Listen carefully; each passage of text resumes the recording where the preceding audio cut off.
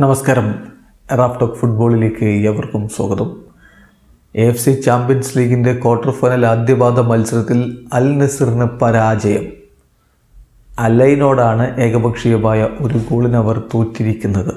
മത്സരത്തിൽ റഹീമിയാണ് അലൈൻ്റെ വിജയ ഗോൾ കണ്ടെത്തിയത്. അലൈനിൽ വെച്ച് നടന്ന മത്സരത്തിൽ അൽ നസറിൻ്റെ മുന്നേറ്റങ്ങൾ നയിക്കാൻ സൂപ്പർ താരം ക്രിസ്ത്യാനോ റൊണാൾഡോ, അദ്ദേഹത്തോടൊപ്പം സാദിയോ മാനെയും ഇറങ്ങിയിരുന്നു. Sadio Mane, Otavio, Ayman Yahya എന്നിവരൊക്കെ ചേർന്നുകൊണ്ടാണ് അദ്ദേഹത്തോടൊപ്പം മുന്നേറ്റങ്ങൾ നയിച്ചത്. കളിയുടെ ആദ്യ പകുതിയിൽ 44-ാമത്തെ മിനിറ്റിലാണ് റഹീമി അലൈൻ്റെ വിജയ ഗോൾ കണ്ടെത്തുന്നത്. രണ്ടാം പകുതിയിൽ ആ ഗോള് മടക്കിയടിക്കാൻ വേണ്ടിയിട്ടുള്ള ശ്രമങ്ങൾ അൽ നസറിൻ്റെ ഭാഗത്ത് നിന്ന് വന്നെങ്കിലും അതൊന്നും വലയിലേക്ക് എത്തിക്കാൻ അവർക്ക് കഴിയാതെ പോയി.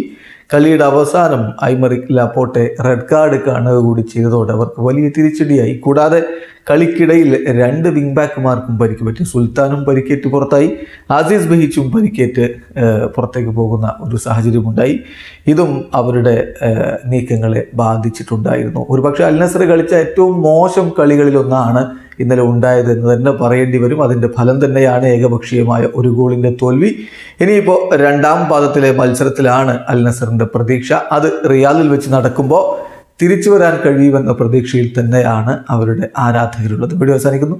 ഫുട്ബോൾ ലോകത്തെ കൂടുതൽ വിശേഷങ്ങളുമായി റാഫ് ടോക്സ് വീണ്ടും എത്താം.